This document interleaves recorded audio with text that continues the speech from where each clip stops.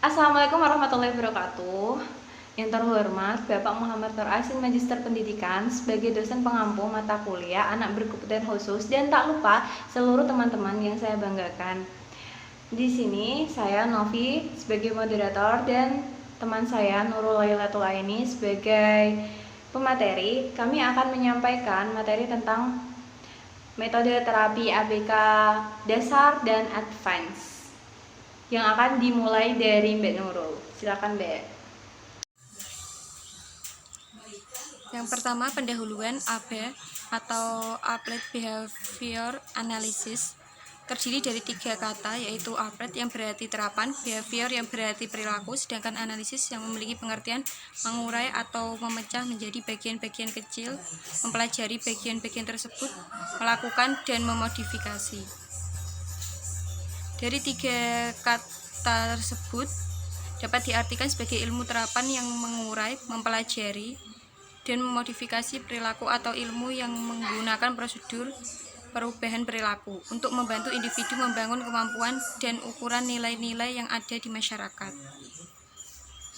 Tujuan dari terapi AB, komunikasi dua arah yang aktif, sosialisasi ke dalam lingkungan yang umum, menghilangkan atau meminimalkan perilaku yang tidak wajar, mengajarkan materi akademik, kemampuan bantu diri atau bina diri, dan keterampilan lain. Metode terapi AB, kaidah yang mendasari yang pertama instruksi, form, reinforcement atau imbalan, dan aktivitas terkecil dari perilaku. Oke, selanjutnya yaitu metode terapi ABK Advance. Dari Advance itu sendiri itu kan sebelumnya kita harus melalui dasar yang sudah disampaikan oleh Mbak Nurul tadi.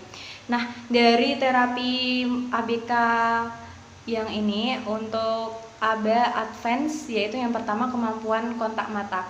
Jadi anak autis atau anak yang berkebutuhan khusus itu diminta untuk kontak mata dengan si terapis itu. Misalnya ketika ada anak autis itu di hadapan kita harus bisa melihat matanya secara langsung. Dalam artian kita harus selalu menatap matanya. Kita sebagai terapis harus siap menatap matanya, dan anak autis juga harus menatap kita. Jadi ada kontak mata antara terapis dan anak yang berkebutuhan khusus itu atau yang memiliki pengidap penyakit autis tadi. Kemudian yang kedua, kemampuan menirukan atau imitasi. Di sini bisa seperti praktek, misalnya teman-temannya itu melempar bola, seperti sederhana saja melempar bola, maka anak autis itu juga harus bisa melakukan melempar bola seperti itu. Kemudian menirukan suaranya, misalnya suara si terapis itu memberikan suara bilang namanya adalah Budi, maka si anak autis itu harus bisa menirukan Budi seperti itu.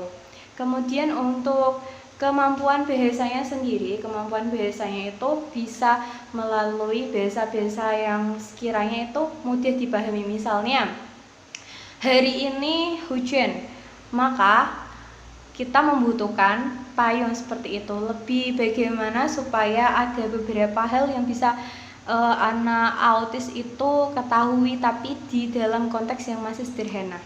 Kemudian kemampuan akademik ini bisa berupa seperti halnya memberikan seperti kartu ya. Kartu yang di dalamnya itu ada gambar hewan, gambar buah-buahan, terus gambar kendaraan. Nah, nanti si anak autis itu diminta untuk membedakan manakah yang gambar hewan, manakah yang gambar kendaraan, dan manakah yang gambar buah.